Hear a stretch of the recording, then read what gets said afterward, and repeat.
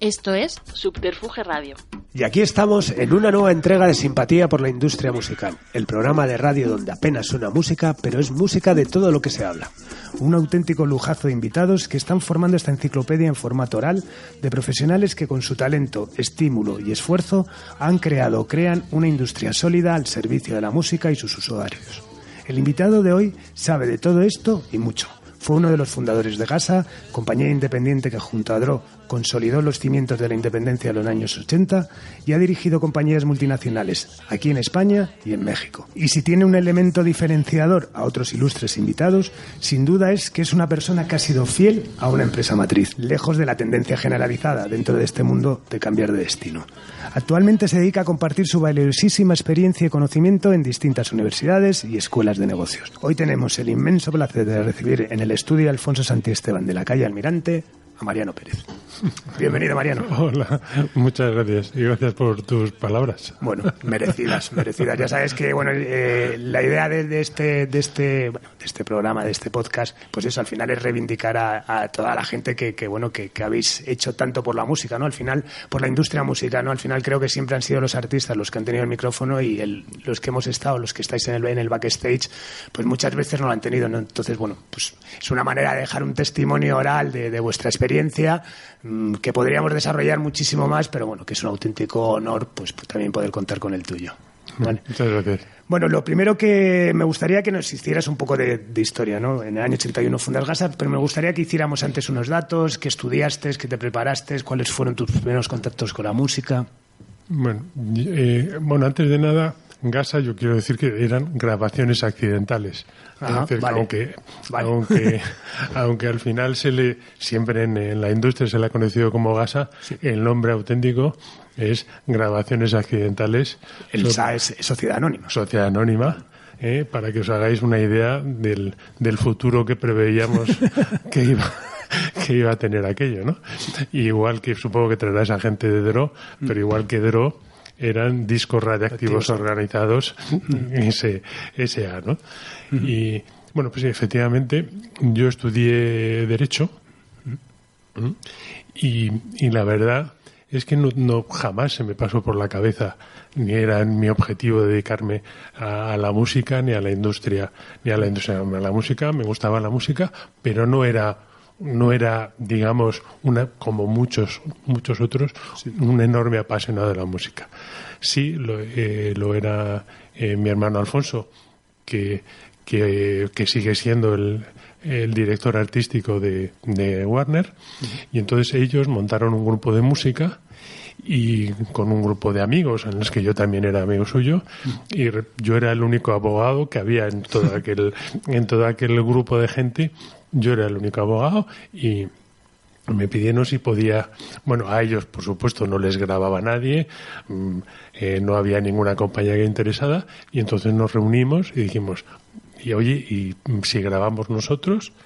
Y ahí fue como se planteó la posibilidad de montar Gasa, a raíz de haber conocido a Paco Trinidad, y con Paco Trinidad a Décima Víctima, y entonces mi hermano Alfonso y su grupo empezaron a relacionarse, que es el grupo Esclarecidos, se relacionaron con Paco Trinidad y con Décima Víctima. Décima Víctima ya había tenido una pequeña carrera anterior. Y no me preguntes cómo decidimos, y si lo hacemos nosotros, cómo se hace. Me llamaron a mí para que les echaran una mano a ver cómo se hace. Averigüé cómo había que hacer una compañía discográfica. Recuerdo que antes había un registro de compañías discográficas en el Ministerio de Cultura, y ahí me fui, hicimos la sociedad anónima entonces, porque era lo que se llevaba, lo de las SLs no estaba de moda. Montamos una SA, registramos en Cultura y montamos la sociedad. Seríamos 15, 20 socios, porque teníamos prohibido que ninguno fuera mayoritario y que ninguno pusiera más de 15.000 pesetas, que son 100 euros. 100 euros, y entonces conseguimos un capital de 385.000 pesetas, que son 2.500 euros, y con esos 2.500 euros grabamos 2 singles, uno de Esclarecidos y otro de Décima Víctima. O sea, que era casi una especie de autoedición, la idea era... No, era una autoedición. Lo que pasa que, pues a lo mejor por mi culpa, por ser abogado, pues yo le di un poco una estructura... Ajá. Una estructura jurídica, porque pues, se podía haber hecho de alguna otra manera. Y me acuerdo haber ido a Iberofón. ¿Te acuerdas de Iberofón? Que era la fábrica. Y entonces, pues en Iberofón, pues tampoco te fabricaban discos así a cualquiera que llegara. Y entonces te pedían licencia fiscal. Licencia fiscal, pago de derechos de autor. O sea, una cantidad de papeleo tan grande que pues me asusté un poco y dije, bueno, pues habrá que darle una estructura a esto, y fue por lo que decidimos montar. Pero vamos, con ninguna intención de nada, grabaciones accidentales, ya que se llamaba aquello. ¿Y tenéis alguna referencia, por ejemplo, a alguna compañía internacional que quisisteis seguir algún modelo o no realmente? Porque claro, estamos hablando de una época que no había absolutamente nada, o sea, digo, nada a nivel de estructuras independientes y eso, ¿no? Yo creo que obviamente nos fijábamos en las independientes, Rough Trade, todas aquellas independientes inglesas, pero yo creo que eso vino más tarde. O sea, en aquel momento yo creo que era nada más que las ganas y la ilusión de que el grupo de mi hermano, su mujer, pues que pudieran sacar un disco al mercado. Fuimos a Iberofón, fabricamos 500 discos, unos se iban a Tony Martin a venderlas, bueno, sabe Radio 2, con aquellas entrevistas mandábamos discos por correo. Y la referencia 1 es Esclarecidos y la referencia 2 es Décima Víctima. No me acuerdo. No me acuerdo. No sé si o al revés. Vale. Salieron los dos a la vez. Bueno, ¿y cómo era esa estructura primigenia? ¿Cómo funcionaba? Evidentemente hicisteis algo que yo tardé por ejemplo muchísimos años, que era un abogado. O sea, ya directamente uno. Eso venía. Venía desde el principio. Nada. No teníais ni oficina ni nada, absolutamente nada. En nuestras propias oficinas, uno de los socios eran arquitectos. Uh-huh. Ellos sí tenían su despacho, en mi despacho, y un poco usábamos, en nuestras propias, en nuestro trabajo, era lo que hacíamos y usamos. Y nos distribuía, eso fue al principio, las primeras unidades las hicimos totalmente nosotros con nuestras manitas, a puerta fría, en aquellas tiendas de Madrid que sabíamos, y venta por correo. Y luego ya conocimos a Pancoca, uh-huh, la única distribuidora que había en aquel momento, que llevaban los hermanos Mariné. Uh-huh. Sí, que de eso vamos a hablar ahora porque creo que es un punto no importante de inflexión para ese fue digamos como el siguiente paso, uh-huh, para ya hacernos un poquito más profesionales. ¿Y cómo decidís? Yo, por ejemplo, si a mí me lo preguntan, también tendría dudas, porque en ningún momento decido montar una compañía discográfica. Se edito un disco de manera también accidental para acompañar un fanzine y al final me lío tal esto. ¿Cuándo crees que es el momento que decidís, no, venga, vamos a hacer una compañía, me voy a dedicar? ¿Te dedicas prácticamente, dejas lo que estabas haciendo para dedicarte, por ejemplo? Eso pasó casi 4 años más tarde. Casi 4 años después. Sí, hasta el 85... Uh-huh. Hasta el 85, que realmente empezamos a tener los primeros éxitos, uh-huh, esos 3, sí, porque se constituye en el 81, empieza el 82, uh-huh, hasta el 84, 85, no nos lo planteamos de una manera totalmente profesional. Y ahí ya es cuando nos dedicamos 3 personas, uh-huh, que somos mi hermano Alfonso, Maribel Schumacher, que trabajaba con mi hermano Alfonso con Ágata Ruiz de la Prada. Uh-huh. Mi hermano Alfonso era economista, trabajaba con otro economista en un despacho, y uno de sus clientes era Ágata Ruiz de la Prada. Y entonces Alfonso le hacía la asesoría económica a Ágata Ruiz de la Prada, y una de las personas que colaboraba con Ágata es Maribel Schumacher. Uh-huh. Y entonces, que era la mujer del corresponsal del New York Times en Madrid. Le contamos el proyecto en el que estábamos, y fue en ese momento cuando nos decimos, venga, ellos deciden salir de Ágata y yo decido acompañarles también en el proyecto. sin dejar mi pequeñito despacho y las cosas que hacía yo como abogado, porque yo tampoco me fiaba de aquello, que pudiera llegar a vivir de aquello, y bueno, nos lanzamos por encima del resto de socios que nos habían acompañado, pues los arquitectos, incluso los Décima Víctima, Paco Trinidad, que también eran socios. Ellos seguían como accionistas, pero Alfonso Maribel y yo fuimos los que empezamos y de alguna manera decidimos empezar aquello cuando veíamos que ya empezaba a tener un pequeño volumen la venta de discos. ¿Y cuál es el primer fichaje después de Pancoca? Sí. Es decir, eso ahora hablaremos de Pancoca. Sí. O sea, cuando se produce la quiebra de Pancoca, sí. Ahí también es otro momento crítico en ese momento, o sea, es cuando se estáis dedicando. Todavía no. Vale. Todavía no éramos pros, éramos aficionados. Ese es un momento crítico en el que decidimos, había dos alternativas: piratas o ir con Dro.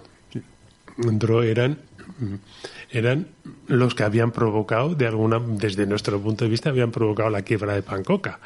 Porque Dro estaba con Pancoca, con la distribuidora. Dro decide independizarse. Que Dro tenía mucho más volumen que vosotros. Mucho más. Dro era mucho más grande que nosotros. Deciden, y lo veíamos como nuestros rivales. O sea, en aquel momento éramos las compañías rivales, y sobre todo se habían ido de Pancoca. Aquello había provocado la quiebra de Pancoca y nos habían dejado tirados. Entonces era piratas. La quiebra de Pancoca realmente, ¿que es eso o es? Se habla de que hicieron el merchandising de una gira de Miguel Ríos, ¿no? Era como sí, también. Sí, se juntaron varios factores, pero yo creo que en el momento en el que deja Dro, probablemente ante la mala situación económica, decide dejar Pancoca y montar su propia distribuidora, eso ya fue el golpe definitivo para... Sí, claro. En merchandising tenían allí, nos llevamos discos, nos llevamos todo lo que pudimos. Tenían discos de Objetivo Birmania, claro. Ahí había unos cajones de discos de Objetivo Birmania que nos llevamos, camisetas, todo lo que pudimos para pagar la deuda que teníamos.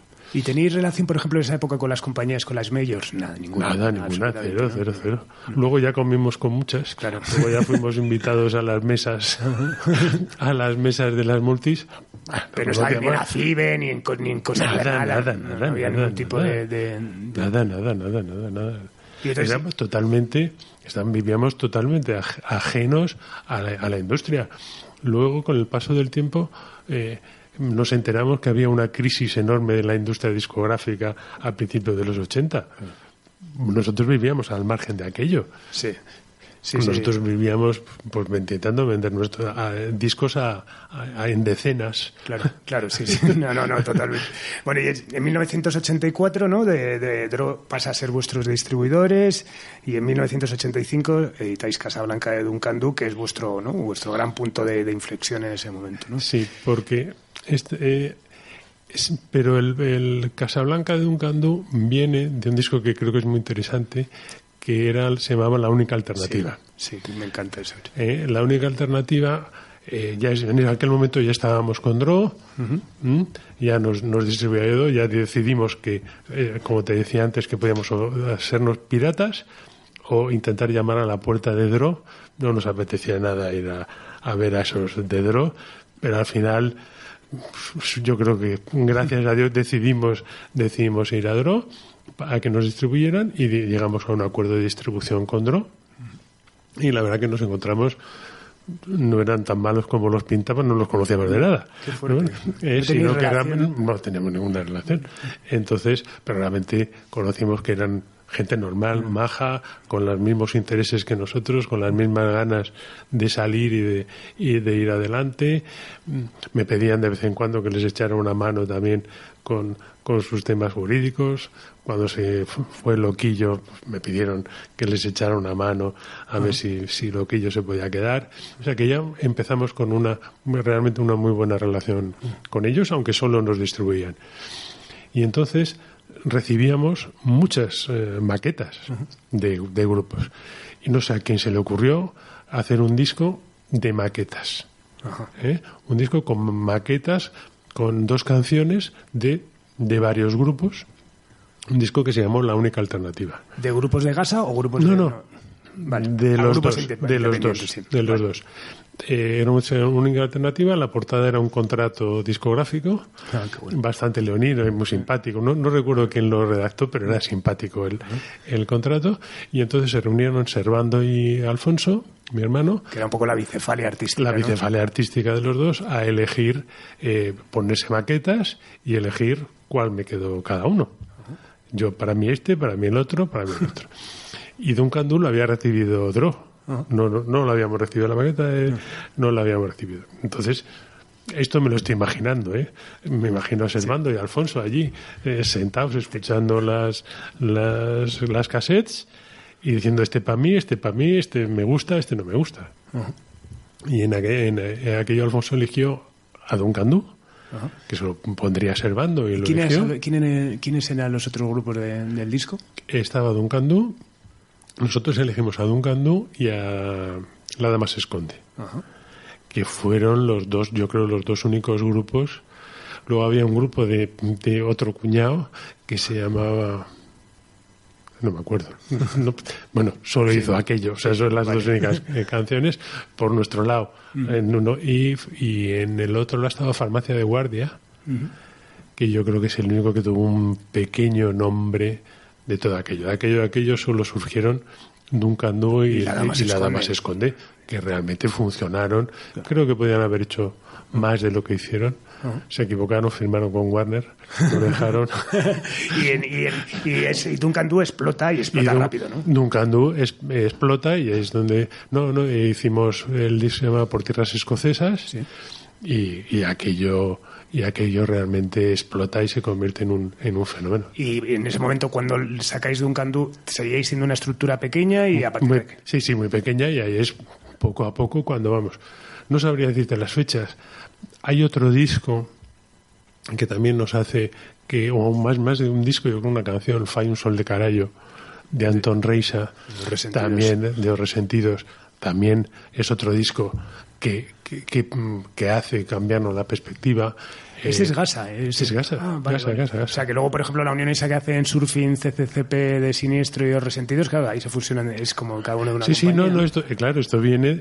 qué bueno. Antón Reisa viene... Fai un sol de carallo lo sacamos nosotros. De Ribosarias, Poch. Sí. O sea, ese es otro. Y Víctor Coyote. O sea, ese con los Coyotes. Maravilloso. Con los Coyotes, esos son, digamos, esa base que teníamos de artistas que realmente estaban empezando a funcionar. Y por encima de todos, el fenómeno Duncan Du, que es cuando ya decimos montamos oficina propia en la calle Moratín. Hoy hay un hotel para la ruta de la movida.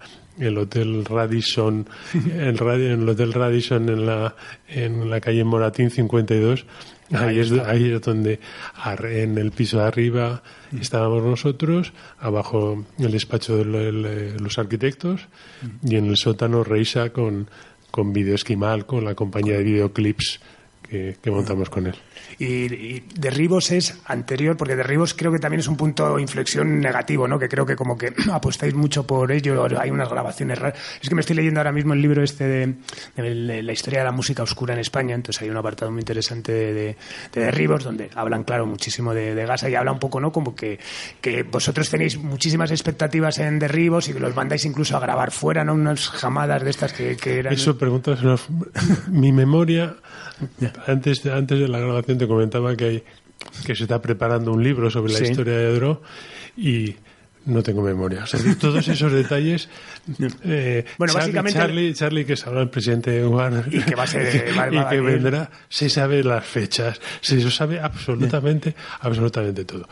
Sí, Derribos era el grupo en el que nosotros pusimos absolutamente todas las expectativas y fue una relación complicada la que hubo con Poch y realmente yo nunca sabes, nunca llegó a explotar como yo creo que el grupo se merecía.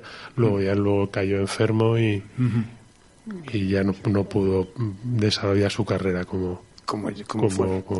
Bueno, ¿cómo convivíais dos compañías como Drogas? Bueno, cada uno tenía su departamento artístico, hablábamos de esa bicefalia, encima con dos grandísimos, ¿no? Como tu hermano Alfonso y Servando, pero había una matriz común, porque hay un momento, ¿no?, que tú eres director general de todo, ¿no? No, bueno, yo soy... No, bueno, en Gasa no éramos nadie. No, nada. No había, pero cuando... Nadie tenía una tarjeta de director general. Cada uno nos ocupábamos un poco de todo. Y la promoción nos la hacía Dro. Ajá. O sea, nosotros teníamos artístico, hacíamos todo lo que es la labor de product manager, sí, que se dice ahora, de estar con los artistas, de seguir su carrera, de desarrollar el marketing, pero la ejecución de ese marketing, el departamento de promoción, lo hacía Dro. Y la relación, pues la verdad es que era excelente, había muy muy buena relación, tanto Servando con Alfonso. Yo hablaba más con Miguel Ángel Gómez, que de alguna manera era más la persona más tecnócrata, más tecnócrata dentro del equipo, y por supuesto con Charlie, con el que teníamos también muy buena relación. Con Charlie llevaba el tema internacional, con Maribel, a la hora de licenciar en España compañías inglesas, se colaboraba y intentábamos, más que luchar, yo creo que colaborábamos por firmar compañías inglesas para aquí, para España. Es decir, que la relación fue muy buena. Llegó un momento en el que las ventas de Gasa superan a las de Dro y tienen un volumen muy importante dentro del grupo de Dro como tal, ¿no? Y entonces ahí es donde se produce, Charlie, si viene, te lo contará lo que pasó dentro de Dro, pero se produce pues un cierto desapego del equipo conservando. Después, era obvio que artísticamente Dro no estaba funcionando como debía, y por otro lado, a nivel tecnócrata, a nivel de distribución y de estructura de funcionamiento y de distribución y de llegar a todos los puntos, la verdad que lo estaba haciendo excelentemente bien, ¿no? Y nosotros planteamos la posibilidad de comprar una parte de Dro, que queríamos dar el paso, o sea, no solamente ser distribución, sino ser socios. O sea, que es una prefusión. Sí, ser socios, y en ese momento compramos la parte de Servando. Hubo un desacuerdo dentro de Dro. Servando parece que plantea, dice, señores, no vendamos a Gasa. Yo creo que si se va a Gasa podemos vivir. Venga, volvamos otra vez a las trincheras y esto se puede hacer. Y parece que el resto de la gente dijo que no. Que no. Y entonces nosotros le compramos a Servando las acciones que él tenía de Dro. Y ahí es donde empezamos a fraguar la fusión entre Dro y Gasa. Y ahí, bueno, para esa fusión, una de las condiciones era que Miguel Ángel Gómez quería ser el director general. Y dijimos todo, pues claro, vamos, no hay ninguna duda, ninguno levantamos la mano para decir, pues yo quiero. No, nos parecía lo lógico. Y entonces dijimos, bueno, pues el segundo que sea el segundo de a bordo que sea nuestro, uno de Gasa. Y ahí me dijeron que me ocupara yo de ser el segundo, y bueno, pues ayudándome, por supuesto, en todos los temas jurídicos, y ayudando a Miguel Ángel eso, los temas financieros, que tuve que aprender lo que era un balance y una cuenta de resultados a base de verlo y de currarlo.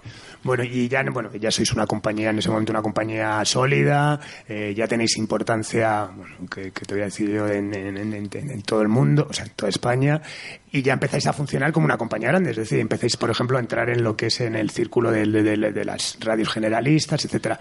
Me apetece mucho que me hables de ese momento, que estuvo Rafael Revert aquí invitado, pero no quiso profundizar demasiado, ese momento donde parece que la SER tiene algún tipo de conflicto con la gran industria, ¿no?, con las majors, y entonces deciden apoyar a las compañías independientes. Sí, no sé por qué lo deciden. No sé si fue. Eso es su visión. Me acabo de enterar, ¿eh? Es decir, no. Hombre, me hubiera gustado más que fuera una visión artística y de cambio, más que tener un problema con las multinacionales. Yo siempre pensé que les gustaba más Siniestro Total que... Hombre, alegan, por supuesto, tal, y que hay gente con un estímulo y tal, y que eso, pues, joder, como me acuerdo cuando a mí me abrieron las puertas también en los 90 y eso tal, pero que a lo que voy es eso, ¿no?, que llegan a un acuerdo con vosotros también para funcionar, ¿no?, de alguna manera. Sí. Es decir, ahí... ¿Qué hay detrás de eso? Que dicen que incluso hubo hasta una cesión de derechos y de cuestiones varias. Hubo cesión de derechos. Yo creo que fue, o quiero entender que fue todo artístico. Es decir, que efectivamente Rafa Revert, Tomás Martín Blanco, al que yo no conocí, que era el que parece que fue un poco el precursor de todo el movimiento 40 principales. Sí, que él lo reconoce como tal, a Rafa. Y Rafa apostaron por esa música que se estaba haciendo. Casualmente, porque la estábamos haciendo independientes. Yo quiero pensar que fue todo un movimiento artístico y realmente de... Y fue importantísimo para vosotros, ¿no? De repente que absolutamente, es decir, eso te da el paso. Claro. Da el paso de que las canciones de Duncan Du, de La Dama se esconde, empiecen a sonar en 40 principales, pues Siniestro Total. Hoy plantearse Siniestro Total, imagínate, sonando. En aquella época sonaba Siniestro Total en 40. Yo creo que fue artístico. ¿Detrás hubo cesión de derechos? Sí lo hubo. Es decir, eso yo creo que es un hecho conocido en la industria. La cadena SER pedía una parte que se cedieran una parte de los derechos de autor a la editorial de la cadena SER. Todo esto estamos hablando de la cadena SER pre-Prisa, o sea, es anterior a que el grupo Prisa entrara en la cadena SER. Y efectivamente, la cadena SER tenía su propia editorial y nos pedían amablemente que le cediéramos los singles que sonaban en 40 principales, le cediéramos un porcentaje de los derechos de autor. Nosotros en aquel momento estábamos aprendiendo lo que era el derecho de autor. Claro. Siempre algún inciso. Yo cuando estudié Derecho, propiedad intelectual era algo que ni existía ni como asignatura, pero vamos, ni de refilón. O sea, saber cómo abogar el derecho de autor, eso lo aprendí mucho después y a base de la práctica. Desde luego en la carrera no lo aprendí. Y aprendimos lo que era una editorial, lo que era el derecho editorial, lo que era el firmar con nuestros artistas, que a su vez eran autores, firmarles sus derechos editoriales.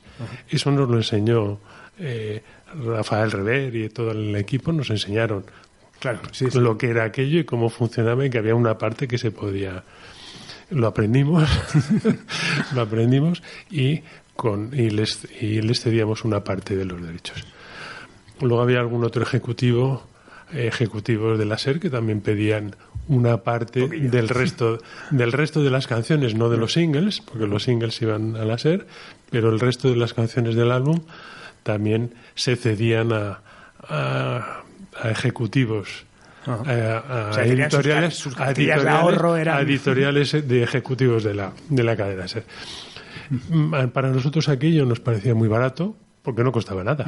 No era más que firmar un contrato y cederles una parte. Entonces, en el momento de la penuria, en la que no teníamos para promoción ni para marketing, pues nos parecía muy sencillo, sobre todo cuando ellos eran los que te habían enseñado cómo funcionaba aquello, cederles una parte de esas canciones nos parecía de una manera totalmente naif y sin saber realmente lo que estábamos cediendo.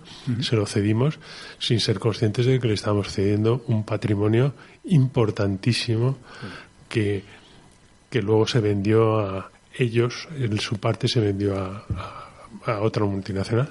Claro, pero qué bueno, que en ese momento era una forma barata de sonar. Era una barata.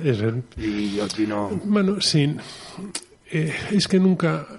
Y eso, cuando yo he vivido, y hablo también ahora de... Perdona que salte, a México, en el que la payola, como te puedes imaginar, es algo que está absolutamente a la orden del día. Tú si no pagas, quiero poner esta canción y pagas por ello. No, o sea, son verdaderos profesionales de la radio. Ellos saben lo que tiene que sonar en su radio. O sea, ellos conocen cuál es su público, cuál es su radio y qué canciones. O sea, tú tienes que luchar porque suenen tus canciones exactamente igual que se lucha aquí en España para convencer a la radio de que tu canción es la correcta. Y una vez que les has convencido que es una buena canción, una vez que ya está sonando, ahí es donde te piden pasar por caja y pagar por aquello. Pero las radios que funcionan, te pago tanto y me tienes que poner esta canción, son radios que van al fracaso. Son radios en las que solo suenan las canciones que no pueden sonar en otras radios. Efectivamente. Y que al final los que más saben de radio son los profesionales de radio. Y por mucho que nosotros como industria estemos enamorados de esas canciones, pues hay veces que efectivamente pues no suenan también en la radio. Total. O sea que es todo muy...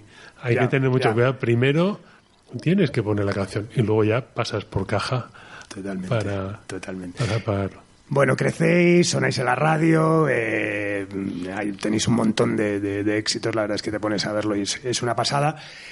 Y cuando llegamos en el 93, que es la fusión con Warner, ¿qué pasa?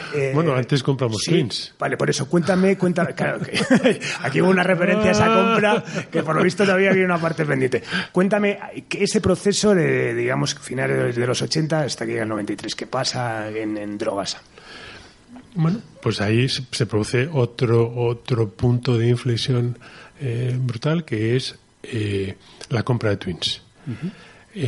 Twins, que era de Paco Martín, Pedro Caballero, y no recuerdo, ¿ves? Ya no me acuerdo. O sea, era Pepe Escribano. Pepe Escribano. Pero que él se va antes, creo. Sí, se va antes. Luego estaba Pedro Caballero, que era el manager de los Hombres G en aquel momento, y Paco Martín probablemente se fuera el mayoritario.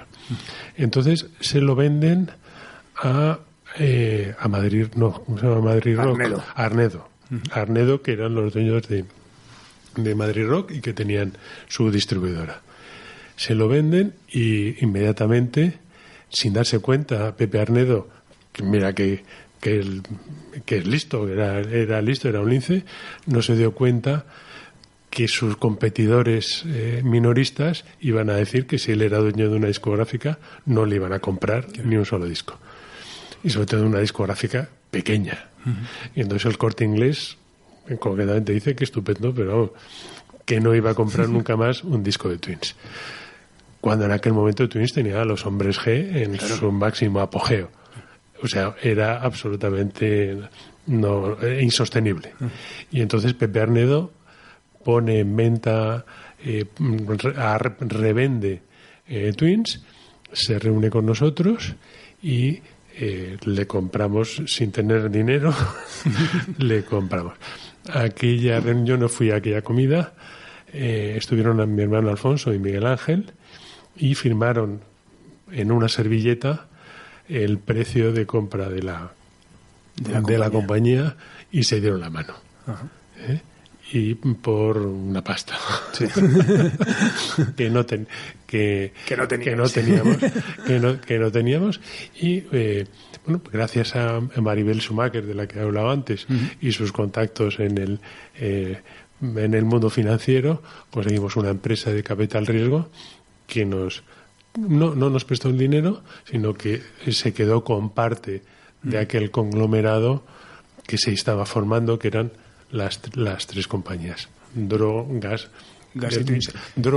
Twins, que es muy divertido Twins. El nombre Drogasa Twins. Cuando lo dices todo seguido, decirlo todo seguido, porque queda divertido. Y Twins solamente adquirís el catálogo, porque ahí no había personal ni nada, ¿no? Sí, Paco se integra dentro de la estructura. Adquirimos el 100%, o sea, todo. Y se integra dentro de la estructura. No se integra. 3 compañías independientes, 3 separadas. Vale. O sea, lo de las sinergias, lo de juntarse y aquí vamos a ahorrar, eso no existía. Bueno. En casa por un lado, otro por otro. Y a nivel espacio, estáis en distintas oficinas. Sí. Vamos, de hecho, Twins, en Martínez Corrochano, que era un edificio que había comprado Paco, con el dinero que había ganado, era propiedad de Paco y de Pedro Caballero, que habían ganado con el dinero que habían ganado con los hombres que se habían comprado el edificio al lado de una fábrica de aceite. Las oficinas olían aceite que apestaban, y allí estaban y allí se quedaron. No había ningún plan de integración, allí se quedaron funcionando. Y entonces pues en DRO nos buscan a alguien que sea capaz de ir a Twins y dominar aquello y ser un poco los ojos de Dro, claro, vamos a llamarlo Dro y Drogasa, que sean los ojos para controlar a Paco Martín. Claro, estamos hablando además de 3 administraciones, o sea, de 3 contabilidades. 3 de todo. Carlos, 3 de todo, 3 administraciones, 3 de fabricación, 3 de todo. Allí había... ¿Cómo? Allí no se podía despedir a nadie. Claro. Aquello era paz y amor, aquello funcionaba. ¿Y quién es el emisario? ¿A quién mandáis a Twins? Lo tienes enfrente.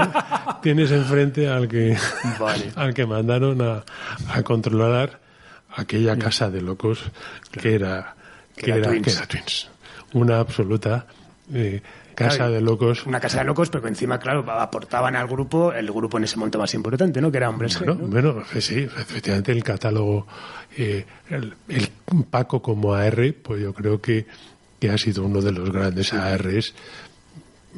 Con mi hermano Alfonso, yo creo que sí, no sé, posiblemente serán los dos. ¿No? Tú puedes estar también ahí en el grupo, pero yo creo que en aquella época de la movida hay como en nuevos medios. Mario Pacheco hizo un gran trabajo. Yo creo que hizo, en la parte del flamenco hizo un gran trabajo, pero Paco sin duda era un enorme AR. Tenía a los Hombres G. Había firmado a Los Secretos, que venía de fuera. Había editado el primer disco de Los Celtas Cortos, uno instrumental. No había pasado nada todavía con Los Celtas Cortos. Tenía Rosendo de vuelta. Había estado en Zafiro antes, Rosendo, lo había firmado Paco. Es decir, que el catálogo de Twins no solamente eran los Hombres G, sino que tenía un catálogo importante. ¿Y en qué momento Twins se integra ya en lo que...? Porque Paco se va de... No, se produce yo iba a intentar allí controlar aquello como fuera. Estamos hablando del 87... Finales. Ya finales de los 80. Finales de los 80. Paco graba muchísimas cosas, o sea, empieza a grabar. Se mete en el flamenco, que era lo que le gustaba. Ya no me acuerdo. Luego, si me acuerdo, te diré nombres de los flamencos que grabó. Y pues hay que reconocer que esa parte de Paco en Dro no fue la más fructífera de Paco como AR. Y hay un momento en el que ya decidimos fusionarnos y que vayan a las oficinas de Dro. Y la cosa no funcionaba. O sea, realmente controlar a Paco era muy, muy complicado. Y llega un momento en el que decimos, Paco, esto hay que romperlo. Nos daba miedo porque él tenía un contacto con los artistas que nosotros no habíamos tomado en aquel momento, ¿no? Claro. Pero siempre yo recuerdo pues cuando Rosendo dijo, bueno, para algunas cosas con Paco, pero para los negocios no os preocupéis que prefiero quedarme, que no hay ningún problema, que me quedo con vosotros, ¿no? Es decir, que se produce no pasa absolutamente nada y todos los artistas... ¿Y se absorbe más en la estructura de Dro? No. Sí, se integra ya al 100% y prácticamente la estructura de Twins desaparece y ahí poco a poco aprendemos que ya no hay que tener 3 de todo, sino unificar. Y a nivel distribución también teníais una nuestra propia distribuidora, nuestros almacenes en Coslada, que cuando se pidió la licencia de apertura el ayuntamiento dijo que ahí no se podían hacer actividades radioactivas, que mucho cuidado, porque lo de discos radioactivos era... No. O sea, teníamos nuestro propio almacén, la distribución, nuestro equipo de ventas, vendedores en toda España, recuerdo 30 vendedores, que eso... Pero la situación económica era muy complicada. Para hoy hablar de los intereses, no sé si esto es muy discográfico, pero en aquella época el dinero costaba un 15, un 18, un 20%. Pedir un crédito, descontar unas letras de cambio, te costaba un 15 o un 16. O sea, nosotros teníamos unos gastos financieros por encima del 12, 14%, 15%. Es decir, simplemente un 15% de nuestros ingresos iban a pagar intereses. Joder. Ya. Y entonces la situación se hizo complicada. Nunca dejamos de pagar la nómina. Los socios que nos habían prestado el dinero para Twins tampoco exigieron. No, sí, tampoco. Cuando estábamos apurados tampoco sacaban más dinero del bolso. Hubo un momento en el que nos dijeron que querían salir a bolsa. En aquel momento se nos hacían los ojos, la cara del dólar. Se nos ponían. Y porque su proyecto era montar un conglomerado audiovisual y de entretenimiento y sacarlo a bolsa.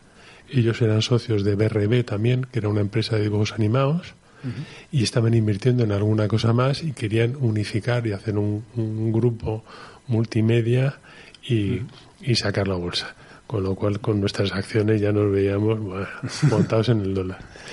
No pasó. O sea, no pasó de un proyecto muy... no sé ellos cómo lo llevarían, pero más que de un proyecto inicial, y entonces la situación era complicada. ¿Y cuál es Estuvimos a punto de morir de éxito. Por eso, ¿cuál es el momento crítico que es lo que da paso, ¿no? Que cuentan eso, ¿no? Que Miguel Ángel es un poco el que sale, ¿no?, a la calle a buscar un posible aliado, sí. Que es ese cúmulo de que me hablas de interés. No era muy complicado. O sea, la realidad es que en aquel momento éramos muy famosos. Es decir, era a nivel dentro de la industria discográfica, éramos un poco como los niños bonitos, los niños bonitos de la industria. Realmente.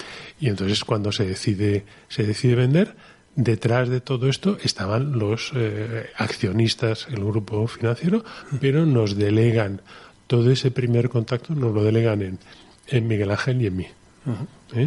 Y nos reunimos con todos. Eso te iba a decir. Con todos, ahí no faltó ni uno. Vale. Con José María Cámara nos reunimos. Todos mostraron interés. Todos, absolutamente todos. Con José María y un financiero que vino de Internacional, nos reunimos en un hotel de Barajas. Con Sony fue el que... Sony también mostró interés. Virgin mostró interés. Warner mostró mucho interés. Saúl Tagarro estuvo muy interesado en la compra. Miguel Ángel y yo nos reunimos con el que era el presidente mundial entonces, que era Ramón López, que era el presidente mundial de Warner, y era un español, un personaje muy desconocido. Totalmente. Igual que se ha conocido a Tomás Muñoz, que ahora hablamos porque al final es como un camino muy recurrente así en todas las entrevistas, pero Ramón López, ves, la primera vez que lo escucho. Tomás Muñoz, Ramón López era el presidente de Warner Music Internacional ¿Vivía en Estados Unidos? Vivía en Londres. Tenía sus oficinas en Londres. Tenía un cocinero que le cocinaba en sus oficinas en Londres y viajaba en avión privado con una soltura en la época en la que los ejecutivos internacionales viajaban en avión privado. De esa manera. Qué bueno. ¿Y cuánto tiempo? Nos reunimos con Tomás Muñoz. Ajá. Y cometimos el error de citarle. Él estaba en el Palace, sí, y cometimos el error de citarle en nuestras oficinas de Gasa, sí, en la calle Moratín. Ajá. Y con el paso del tiempo se sintió muy ofendido porque le habíamos citado en nuestras oficinas en vez de ir a verle a él. No sé, es una cuestión de protocolo, una cuestión de... Bueno, no sé, es decir, yo todavía con el paso del tiempo no sé. Me extraña, ya lo normal creo que es ir a ver, ¿no? También si estás interesado, es una muestra de... Sí, yo creo la única vez que conocí a Tomás Muñoz fue en nuestras oficinas y no le gustó nada que le citáramos en las oficinas. Teníamos que haber ido nosotros a verle a él. Pues sí, es curioso, es un punto de vista distinto porque ha sido te lo iba a decir porque ya que todo el mundo ha hablado de Tomás Muñoz, todos los caminos han llevado a Tomás Muñoz, bueno, menos por ejemplo Carlos López el otro día que dijo que él no lo había conocido, pero eso, ¿no? Hablan como de él, como del gran, ¿no? Del gran artífice. Pues Ramón López fue durante años. Uh-huh. Era de Valladolid, es de Valladolid. Lo dejó relativamente, él decidió dejar la música, se retiró a Portugal, pero dentro de Warner fue un personaje muy, muy, muy importante. Nos reunimos con él, comimos con él en Zalacaín, le pedimos mucho dinero por la compañía y como era un gentleman nos miró con cara a Miguel Ángel y a mí, que éramos unos pardillos, nos miró con cara, chicos, y nos dijo... Pero si queréis, yo ahora me voy a Lisboa en mi avión. Si queréis podemos seguir hablando en el avión mientras vamos a Lisboa y tal. Y Miguel Ángel y yo dijimos, no, tenemos cosas que hacer. No. Luego salimos y nos salimos gilipollas. Nos estaban invitando a ir en avión privado a Lisboa, Miguel Ángel. Pues no. No metimos en el avión. ¿Y os decantáis por Warner? No, y nos decantamos por Virgin. Vale. Por la otra gran figura que es Carlos Juan Casado. También otra figura que ha sido muy recurrente y que habla Carlos Juan Casado decide que nos compra. Nos reunimos con Richard Branson, con el financiero, 1000 reuniones y al final se decide que es Virgin, que era la que nosotros queríamos. Claro, es la que molaba. Era la... Pero Carlos Juan, y hay que reportar mucho, ya hay que... Aquí tú a tu bola, aquí no hay que hacer nada, aquí va. O sea, para nosotros era el paraíso. Carlos Juan era un grande. O sea, no era como nosotros, era mucho más que nosotros. O sea, de alguna manera era la gran figura, era un... No sé si esto lo irá Saúl Tagarro, pero comparar a Saúl Tagarro con Carlos Juan Casado nos molaba mucho más Carlos Juan Casado.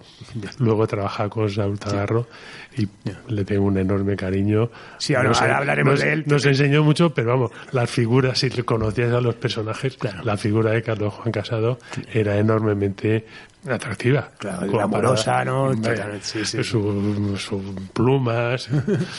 Sí. Y con su cheque, que nos le iba enseñando cada rato, lo tengo aquí. Y llegamos a firmar un precontrato de préstamo hasta que se firmara y ya estaba prácticamente todo hecho. ¿Y qué pasa? Pues como recuerdo porque nos reunimos Charlie un 24 de diciembre, un día de Nochebuena, pues el 23 o el 22 o el 21 de diciembre viene el financiero ya, creemos que para cerrar la operación de Londres, y nos dice que nanay, que no, que se va la operación al traste y que no. En enero Virgin se vende a EMI. Claro. Y yo creo que no tenían ni siquiera la pasta para comprarnos. Ajá. Y ya era Vox Populi. No lo sabían el resto, ¿no? Bueno, no se sintieron afectados. Ni nos lo dijeron, O sea, nosotros nos enteramos, o sea, a posteriori nos enteramos, claro. O sea, ahora entendemos. Claro. Nos estaban comprando cuando ellos se estaban vendiendo. Entonces, la venta empezó a surgir y dijeron, nada, calzaron la operación española, que vamos a otra cosa. No sé si EMI. O sea, que también era una operación muy virgin en el sentido, ¿no? De, claro, compro Drogasa y lo vendo también como un activo a la operación de EMI, ¿no? Sí, que siempre contaban que era un poco la política, la estrategia de Richard Branson, que fichó artistas diciendo que tengo el contrato de los Rolling, te ficho y tal, pero era mentira, todavía no tenía esto tal, ¿no? Era como una manera de... No lo sé, o EMI dijo que no le interesaba, no sabemos no sé cuál es el trasfondo, pero Virgin, como a finales de diciembre, nos dice que no. Con el consiguiente mazazo, ¿no? No, mazazo. Navidad es durísimo. Navidad es decir, ¿qué hacemos? O sea, ¿qué hacemos? O sea, llega un momento en el que era muy complicado, no podíamos ni pagar, o sea, plantearse pagar la nómina del mes de enero, un mes complicado como ventas, ¿no? Y realmente en una semana firmamos un contrato de distribución con Sony. De distribución. Solo de distribución. Entonces, ¿con quién estaban en Sony? ¿Quién era el director? Claudio Condé. Claudio Condé. Bueno. No, Manolo Díaz. Manolo Díaz, Perdón, Manolo. Es Manolo Díaz. Manolo Díaz, y firmamos un contrato de distribución y nos dan un adelanto enorme, mucho dinero, una especie de préstamo y adelanto a cuenta de aquella distribución. Uh-huh. Y con aquel dinero pudimos respirar y se lo íbamos devolviendo a medida que nos iban pagando todos los meses.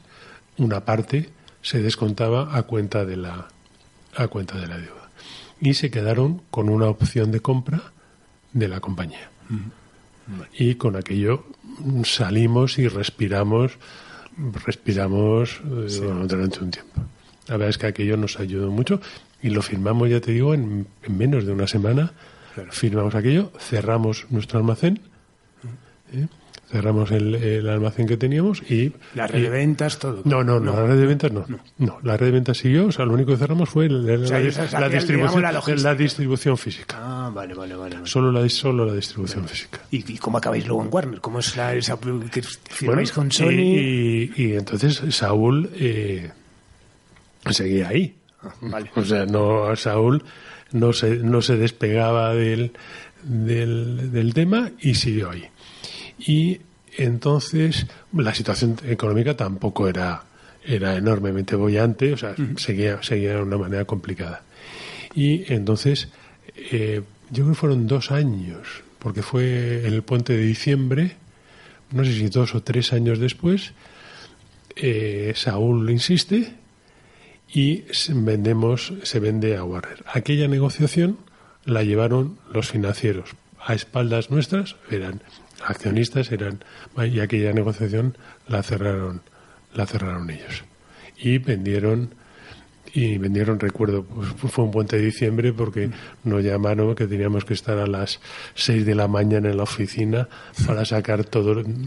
Había que hacer una fotocopia de todos los contratos discográficos que iban adjuntados al contrato, y allí fue como cuando se vendió a Warner. Y que conseguisteis un gran acuerdo porque incluso conseguisteis mantener vuestra estructura, vuestra red de ventas, vuestra distribución. Sí, lo conseguimos. Yo creo que fue más mérito de Warner, porque era la política de Warner. O sea, Warner en aquellos momentos estaba tenía una estructura de doble compañía. Había comprado en Italia una compañía que se llama CGD, la CGD. Había comprado Carrer en Francia, que era otra independiente. Había comprado otra en Alemania, tenía otra. Entonces, su filosofía era doble estructura, es decir, doble estructura artística y de marketing, incluso de administración. Nosotros mantuvimos la administración también, no la distribución, pero esa era la filosofía. Y entonces existía Warner, Y existían la segunda Warner y la CGD en Italia, Warner Music y Draw. Y entonces deciden poner apellido a esas segundas compañías, porque el activo Draw era un activo, entienden que era un activo importante en España. Entonces lo llaman East West, este-oeste. Ajá. Y entonces deciden poner a las segundas compañías East West. Entonces era Draw East West, CGD East West, Ostras, esto no lo sabía. East West Francia, East West Alemania. En el caso de Francia deciden que el nombre Carrer no vale y lo llaman East West Francia. Y en el caso de España se mantiene Draw East West. Es para que el artista internacional, cuando sepa en qué compañía está a nivel internacional, no le puedes decir, no, en España con Draw, en Italia con la CGD, en la tal. Entonces, no, East West. Y entonces es cuando se monta aquella estructura de las... ¿Y reportabais a Saúl Tagarro? Después reportábamos a Saúl Tagarro, había dos directores generales, uno era Íñigo Zabala, que era el director...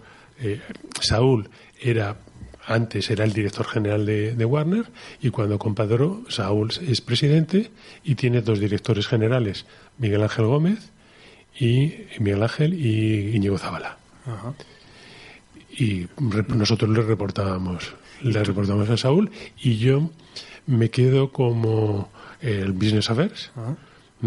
Warner tenía un Business Affairs, pero colaboré con él, pero bueno, me quedé yo de Business Affairs, y me propusieron, esto a lo mejor tampoco se sabe, ¿no? Saúl quería comprar Discoplay. Ajá. Pues, Saúl estaba muy empeñado en comprar Discoplay. ¿Cómo se llamaba el dueño de Discoplay? Se ha hablado de él, pero... No me acuerdo. Vale, eran dos personalidades que no podían cuadrar, vamos.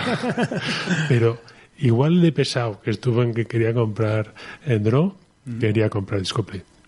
Y entonces a mí me tenían como el futuro director general de Discoplay. Cosa que nunca pasó porque no se compró. Luego, de hecho, Saúl montó una especie de Discoplay y que no funcionó porque ya fue Claro, no era Discoplay, hubo un momento que era demasiado fuerte, ya era muy sólido, muy tal, ¿no? Y entonces pues yo era el Business Affairs de las dos compañías. Por las mañanas estaba en Warner y por las tardes me aburría en Warner, porque Warner no firmaba artistas, no tenía... La filosofía de Warner era pocos artistas y de mucho éxito, y en cambio en Draw pues seguíamos firmando muchos artistas y desarrollando el catálogo. Y pasas a ser director general cuando se va Miguel Ángel. Y entonces se va Miguel Ángel y Saúl me ofrece la dirección general, y es cuando le asumo la dirección general en el 95. Sí. 95. Y fuimos absolutamente independientes. De eso quiero... Sí. ¿Y cómo fueron esos 5 años? Porque hasta el 2000 que te vas a México, como ahora veremos, ¿cómo fueron estos...? Pues la verdad que es... al final era un poco el mismo trabajo que había desarrollado. Es decir, habíamos hecho de todo aquellos años. Claro. O sea, yo era un Business Affairs un poco especial, porque había hecho promoción. Había ido a México con Duncan Du a hacer promoción. Es decir, éramos una estructura, por un lado, tan pequeña y tan conjunta, que manejábamos un poco todos los palos. Y Saúl, la verdad, que es una persona que nos enseñó mucho sobre el mundo internacional, sobre el mundo multinacional, y era enormemente didáctico, y nos ayudó a Charlie, a mí, a Alfonso, con sus broncas, porque no era fácil, pero nos enseñó mucho en esa manera, en la manera de funcionar, y para mí fueron unos años estupendos en los que tuvimos una independencia absoluta. Siempre digo que fuimos mucho más independientes en la época de Warner que en la época independiente, porque en la época independiente no teníamos dinero. Claro. Siempre digo, en la época independiente mandaba yo, que era el financiero. Hay que hacer campaña, es que no hay dinero, hay que hacer campaña de televisión, no hay. Y en Warner nos dejaron hacer absolutamente todo lo que quisimos. y se convirtió en una máquina de ganar dinero. Claro, y también ellos, claro, si es el momento, también tienen a Alejandro Sanz, ¿no? Tienen ellos, claro. Y era el momento de Vacas Gordas, que yo siempre me acuerdo que he salido alguna vez esto de cuando Kiko Fuentes dice, no, joder, si es que hacíamos un grandes éxitos de Maná y vendíamos 500.000 de copias. Bueno, nosotros empezamos vendiendo a Laura Pausini. Claro. Imagínate a mi hermano Alfonso sacando a Laura Pausini. En aquel momento pasa Alfonso a llevar Nacional, y en aquel momento la estructura nuestra antes era DRO, una división de DRO y una división de Gasa.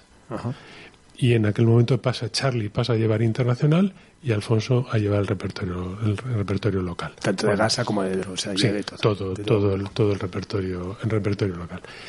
Y la verdad es que fuimos una máquina de ganar dinero, porque imagínate que a aquello que ya teníamos le quitas el famoso 15% de gastos de financieros. De los intereses, le quitas y le das un catálogo internacional que no teníamos. ¿Qué hizo Warner? Bueno, WEA, como también se le conoce a Warner, sí. WEA significa Warner Bros., Elektra y Atlantic, que son las tres grandes compañías del grupo Warner. Entonces, en aquel momento Warner se queda con Warner Bros. Y con Elektra y nos pasa Atlantic, el catálogo Atlantic. Warner no pierde nada porque aunque pierde un catálogo como es el de Atlantic, tiene otros artistas que no había desarrollado, y a DRO le da el catálogo Atlantic, que era una verdadera barbaridad, sobre todo a nivel de fondo de catálogo, más todas las segundas compañías, aquellas East West, que se habían formado. Y una de aquellas artistas que estaba en East West Italia es Laura Pausini. Que imagínate, bueno, pues no nos gustaba mucho, la verdad. Él se fue y pero de fue Laura Pausini, un éxito, 1 millón. 1 millón de copias. Carlos, 1 millón de copias, 1 millón de discos. ¿Qué pasa? Y está Miguel Ángel, pues en aquellos años, y recuerdo, pues Miguel Ángel vendería en su 800.000 o 900.000, y yo le di el disco del 1 millón de copias, se lo di yo a Laura Pausini. Era una época, o sea, imagínate, claro, pasar de lo que éramos a nuestro catálogo, quitarle a aquellos un 15% de gastos y sumarle un catálogo y ya discos que vendían 1 millón de cores que empecé a vender, y más todo el fondo de catálogo. Qué fuerte. Más todo el fondo de catálogo. Bueno, y ya vamos a avanzar. En el 2000, te vas a México. A finales me ofrecen ¿Cómo surge la oportunidad? Pues me llama un día, en el mes de mayo, me llama Saúl a su despacho y me cuenta la historia. La verdad es que me lo pusieron muy fácil, porque me ofrecieron 3 años que Saúl se retiraba. O sea, era un poco el acuerdo tácito, sí, ¿no? El acuerdo tácito, no. Dije que me lo escribiera. Que Saúl se jubilaba a los 3 años. Yo me fuera a México 3 años, que formara a una persona allí. Él se quejaba que Íñigo Zabala, Íñigo Zabala se había ido a México. Ajá. Íñigo Zabala se había ido a México y Kiko Fuentes se había quedado con la dirección general de Warner. Y Íñigo Zabala pasaba a la dirección de Latinoamérica y no había conseguido formar a nadie que le sustituyera. Eso se lo recriminaba a Saúl, se lo recriminaba a Íñigo. No ha sido capaz de formar a nadie. Luego yo tampoco fui capaz, porque ninguno de los que propuse gustaba, ¿no? Y entonces me ofrecieron 3 años, Saúl se había jubilado a los 3 años, y a los 3 años volvía yo como presidente de Warner España.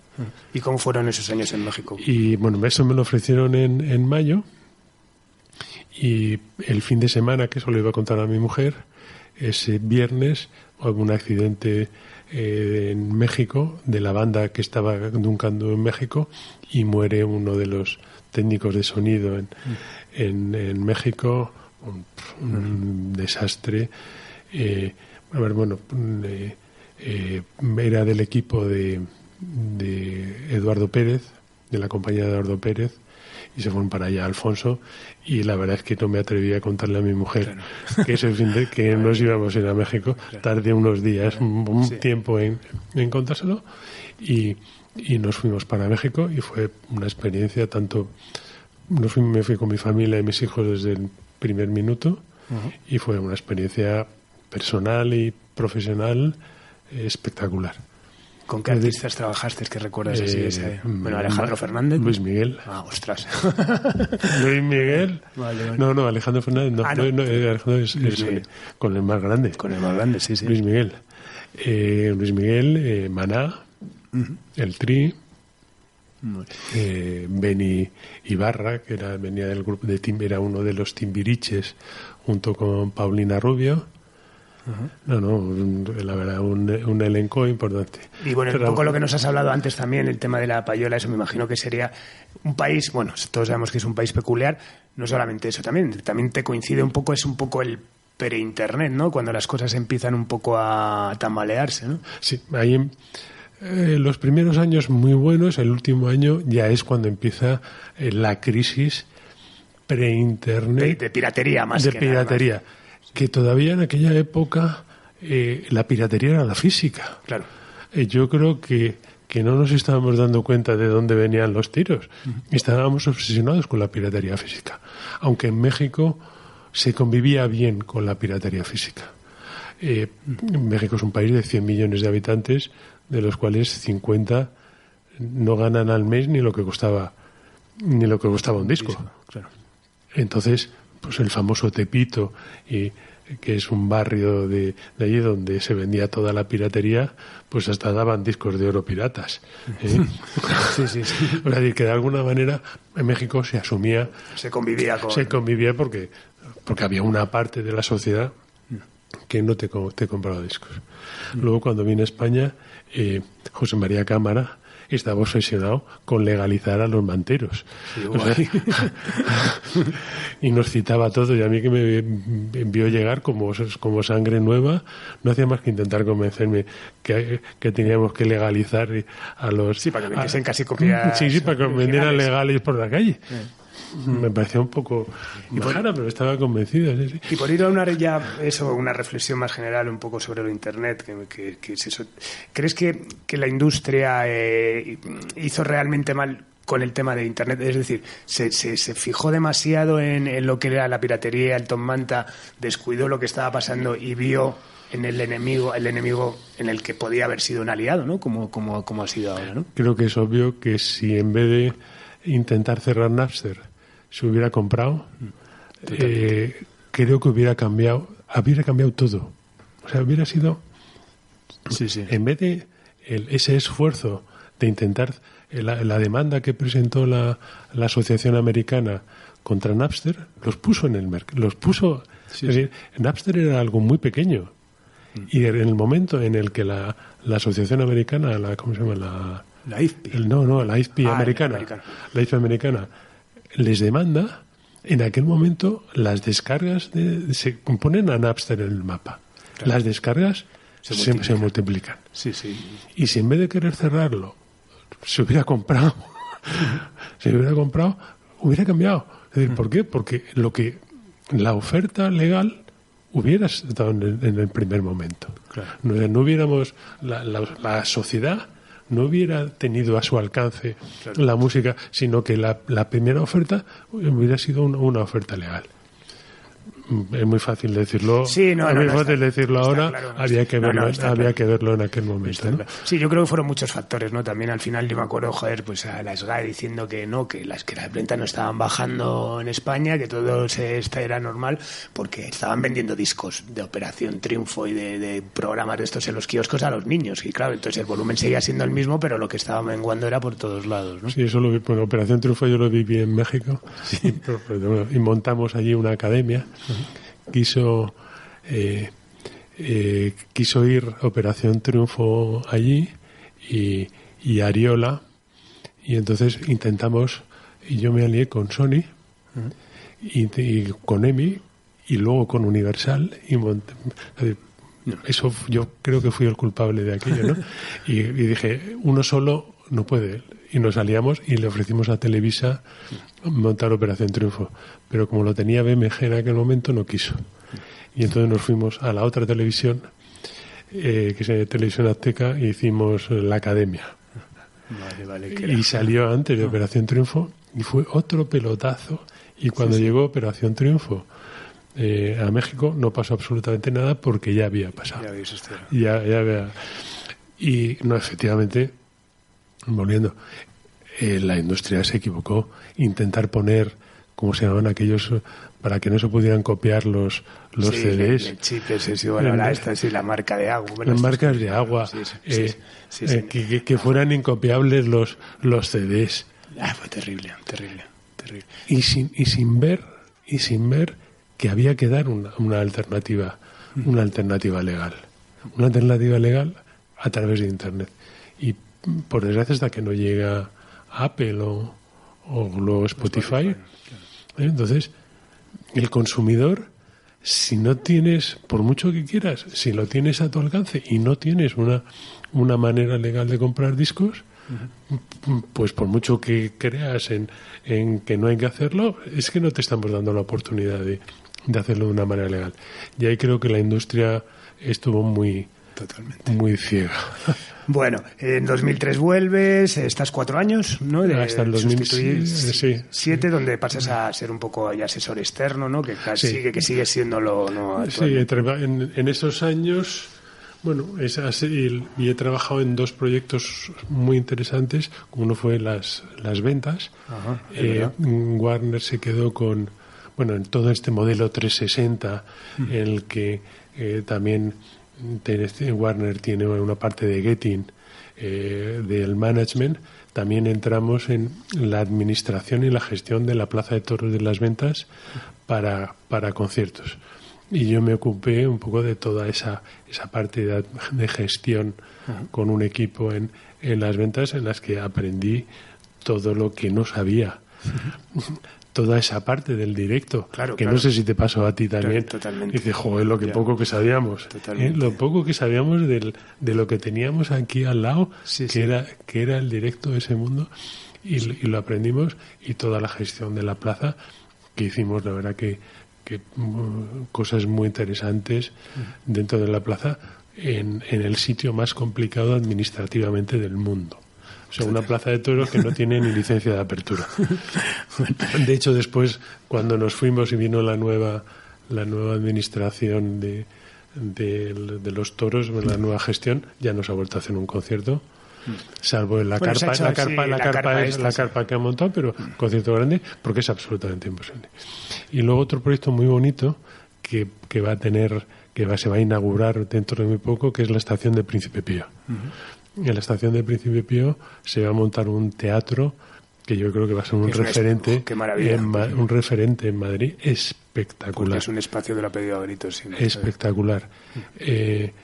Va a ser un teatro y para conciertos con de pie para casi 2.000 personas, sentados 1.000 y pico, y es un proyecto que ha costado muchos millones, que está desarrollando Luis Álvarez con un grupo de socios, y Warner es socio en la gestión musical en el tema de conciertos se va a llamar Warner Music Station, y yo creo que va a ser un referente porque el local es espectacular. La inversión que ha hecho Luis en el espacio va a 200 espectacular. Llegas en metro. No llegas en cercanías. A 200 metros de la Plaza de España, que va a ser un sitio referente. De verdad que... Qué bueno. Y siempre Warner. ¿No te hubiese gustado trabajar? Hablábamos al principio, ¿no? Que es una industria que todo el mundo está en todos lados, y tal, esto se ha movido. ¿Tú siempre has estado ahí bajo el... Sí. Tampoco he tenido tantas ofertas. Charlie siempre ha tenido más. Yo no he tenido muchas ofertas. Me hicieron una oferta en México para quedarme en México con una compañía independiente, de las mexicanas potentes, de las potentes, conviviendo en Los Ángeles. Iban a comprar Horus. Esa compañía estuvo a punto de comprar el catálogo de Horus en España, y querían que yo fuera un poco él lleva toda la parte internacional, incluida Horus, con sede en Los Ángeles. Era espectacular. Qué bueno. Pero no puede ser. No. Bueno, yendo más al es que he trabajado con la misma gente. No, vamos, a mí me parece, vamos, dímelo a mí, que vamos, yo soy feliz con tanto así, vamos, no tengo ningún interés, ni lo he tenido nunca en es que yo trabajar creo, fuera de esto. Y toda la gente que conozca a Warner, haya trabajado en Warner, no en Warner, vamos a decir en Draw, porque Warner hoy en día es una parte además ya de tu carrera, ¿no? Sí, o sea, Warner hoy tiene mucho más espíritu Draw. Es decir, creo que Draw ha absorbido a Warner. Sí. Y ha absorbido ese espíritu que teníamos en Draw, está dentro de Warner. Y no creo que nadie que haya trabajado en Warner lo haya sentido como una empresa en la que se trabaja a gusto. Sí. En la que yo siempre he dicho que puedes ir por los pasillos sin que nadie te clave, ¿sabes? Estés viendo puñales por la espalda. En México sí que veía alguno, sí, pero la manera en la que se trabaja en Warner, y todo el mundo que ha trabajado lo ha sentido como una compañía diferente. Y yo creo que eso hace que la gente haya mantenido su lealtad, y la mayoría de los que se han ido porque a cambio de eso pagaba mal. Pero a nivel de como compañía y de estar a gusto, yo creo que ha sido la número uno, y en ese sentido nunca me he planteado la salida. Me parece estupendo. Y bueno, yendo un poco al meollo ya, y preguntas finales un poco, ¿con qué artistas te ha gustado trabajar? Si tuvieses que elegir alguno, ¿quién te da los mejores recuerdos de todos estos años que dices, joder, pues ese momento con quien sea? Hombre, me ha habido un artista que es la base nuestra, que es Duncan Du. O sea, Miquel y Diego y Juanra en su momento nacieron con nosotros. El primer disco pues pone Ambiente e Intendencia Mariano Pérez, porque les invitaba le llevaba, después de la grabación, le llevaba a cenar al Hollywood.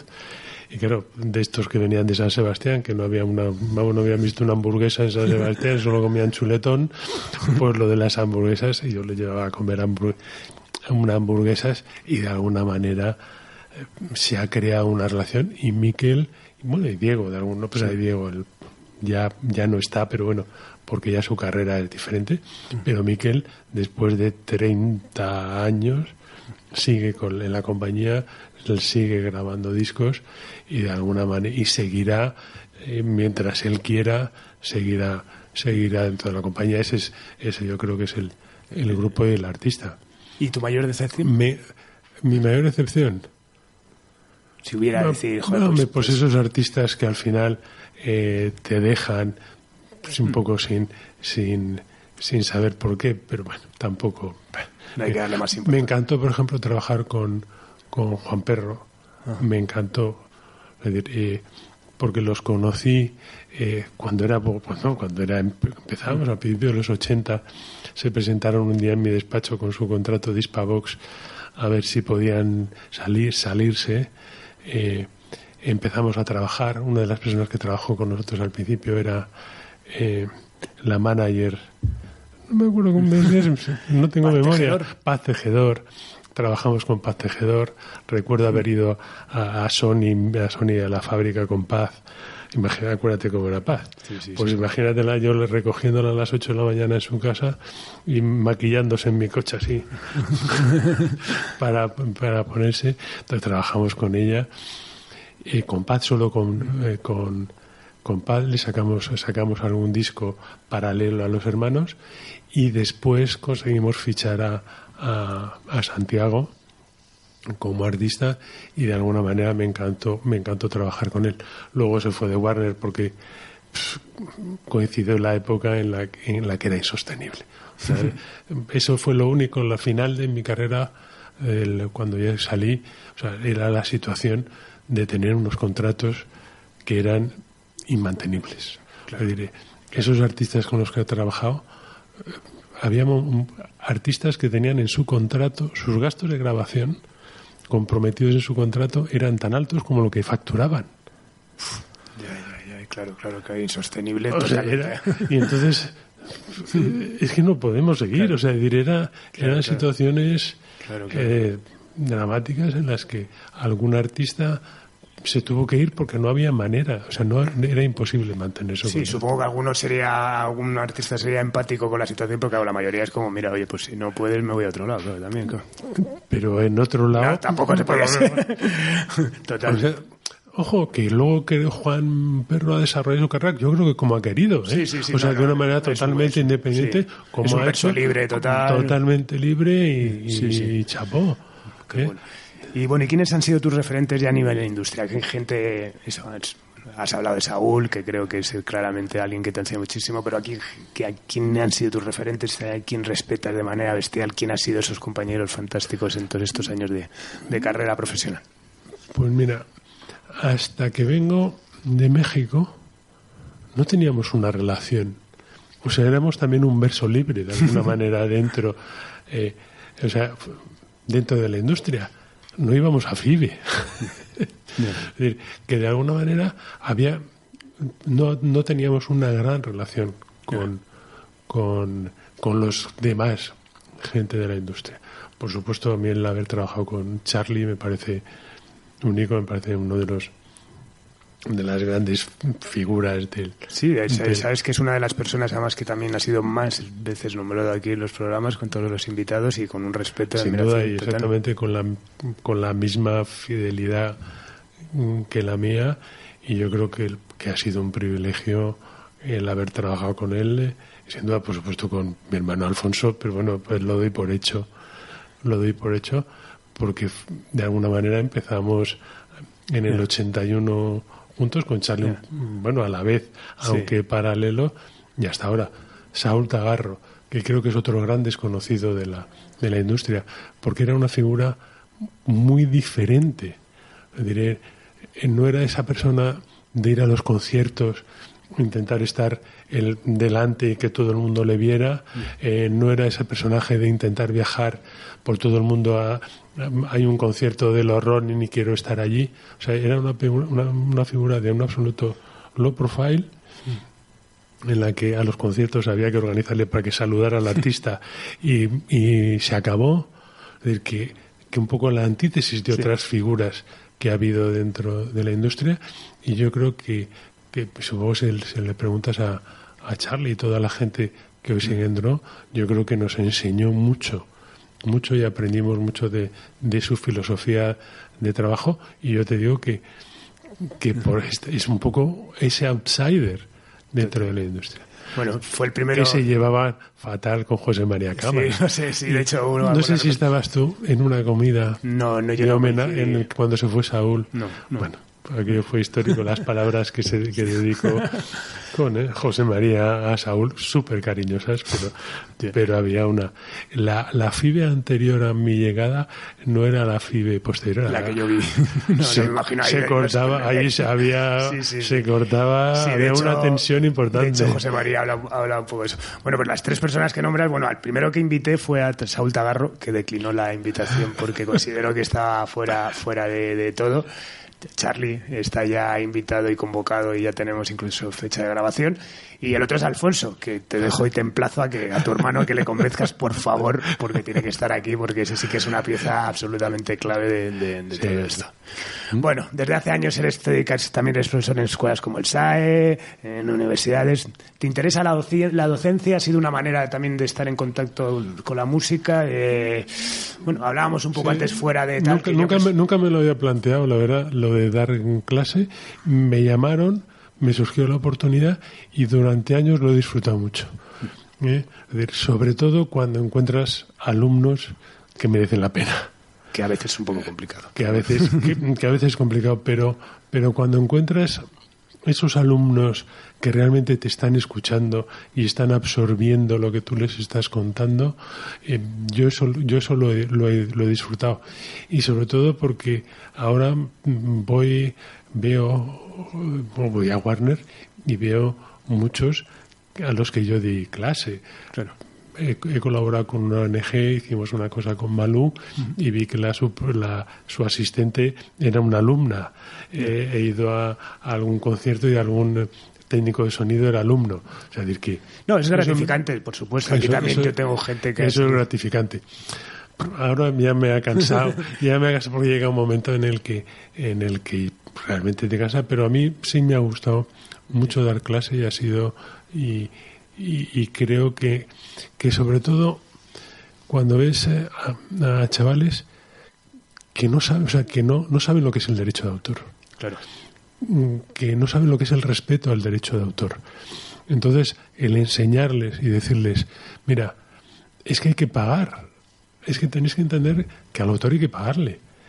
O sea, vosotros entendéis que cuando un artista se sube al escenario cobra, pero detrás hay un autor que ha hecho una canción y al que hay que remunerarle. Entonces, enseñarles eso y que realmente lo entiendan, lo comprendan y que cambie su manera de pensar y digan, hombre, es verdad, tiene sentido. Para mí eso en estos años ha sido precioso. Qué bueno. He estado en un proyecto muy interesante últimamente que no ha salido y me ha dado mucha rabia que no saliera. Estar al tanto de todo el proyecto de la nueva SGAE, de seda y todo eso. Una pena. Pues me llamaron los hermanos Ferreiro para que les echara una mano en un proyecto que tenían para hacer lo que se llama una OGI, no sé cómo se pronuncia, un órgano de gestión independiente, que son la ley de propiedad intelectual prevé que además de las entidades de gestión sin ánimo de lucro, haya entidades con ánimo de lucro que pueden llevar algún derecho. Montamos una reunión, yo creo que fue importantísima, en la planta 50 de Pricewaterhouse, con un montón de artistas. Estaban pues desde Leiva, Vetusta Morla, En la Oreja Van Gogh, Cubago, Zara, o sea, un montón. Y fue a finales de junio y yo creo que fue un poco el germen de la salida de las famosas cartas de salida de la SGAE que se produjeron el 30 de junio. Aquello fue lo que provocó, y hemos intentado desde el 30 de junio montar esa OGI, convencer a las multinacionales editoriales que había que hacerlo para luego integrarnos incluso en esa entidad de gestión, que fuera un primer paso, y la verdad es que hemos fracasado. Bueno, yo creo que habéis fracasado, pero al final habéis plantado una semilla que, bueno, pues yo creo que tardará en germinar, pero porque... Sí, creo que se podía haber hecho algo que podía haber empezado a funcionar como una manera de haber sido el primer germen y que hubiera provocado ese cambio y bueno, tendría para otra hora de contarte lo que ha pasado, y a lo mejor no debería contártelo todo, pero no ha podido ser, y eso la verdad que me ha dado mucha rabia, porque era un proyecto que me parecía, es decir, en todos estos años ha sido el único proyecto que realmente me ha ilusionado y me hubiera vuelto a involucrar, porque creo que era un proyecto que merece la pena. Qué bien, pues nada, sobre todo me alegro de que te sigas ilusionando con los proyectos. Desde luego es un proyecto que a mí me hubiese ilusionado también que hubiese avanzado. Y nada, lo tenemos que dejar. Muchísimas gracias, de verdad, por tu testimonio. Ha sido... Como te he dicho al principio, creo que con personas como tú podríamos estar horas y horas compartiendo toda esa experiencia que es maravillosa, pero bueno, el tiempo es el tiempo, ¿no? Así que nada, 1000 millones de gracias, de verdad, Mariano. Ha sido un auténtico honor tenerte aquí y de verdad, que sepas que para mí eres uno de los grandísimos. Muchas gracias. Para mí ha sido un placer también. Bueno, pues nada, nos despedimos de Mariano, bajamos el telón de esta nueva entrega de Simpatía por la Industria Musical en Subterfuge Radio, desde el estudio Alfonso Santiesteban de la calle Almirante y con Jorge Pérez a los mandos técnicos, y nos vamos con una canción de un grupo que creo que es muy especial para el invitado de hoy. Nos vamos con Esclarecidos y su canción Por amor al comercio. Adiós.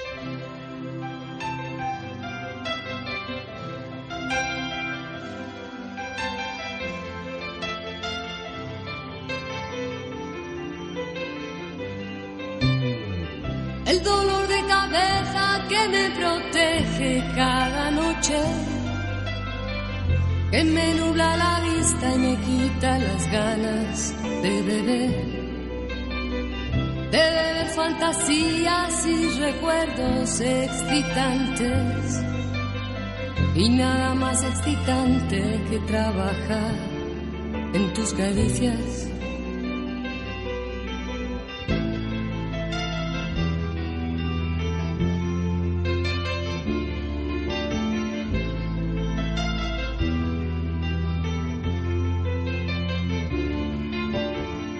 Por amor al comercio voy a cruzar ese puente. Por amor al comercio voy a cuidar ese dolor.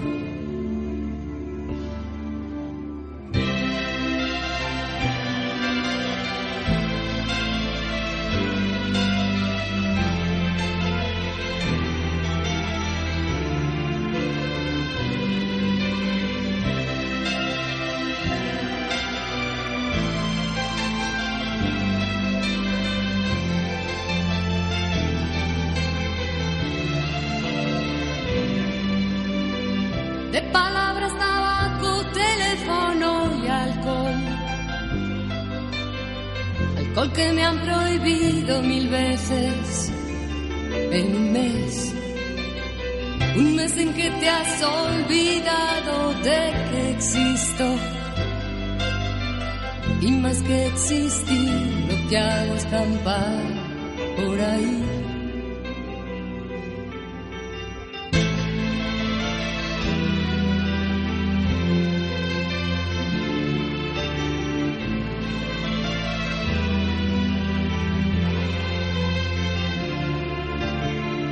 Por amor al comercio voy a cruzar ese puente.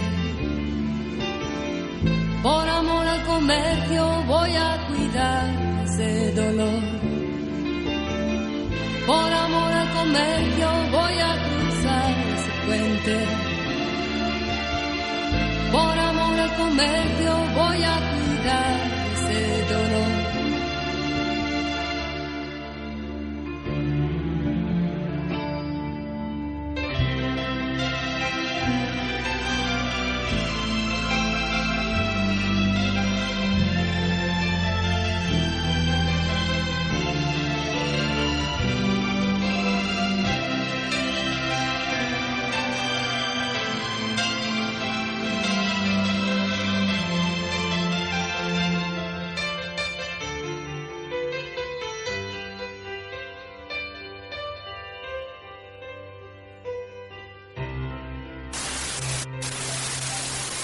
Sintonizas Subterfuge Radio.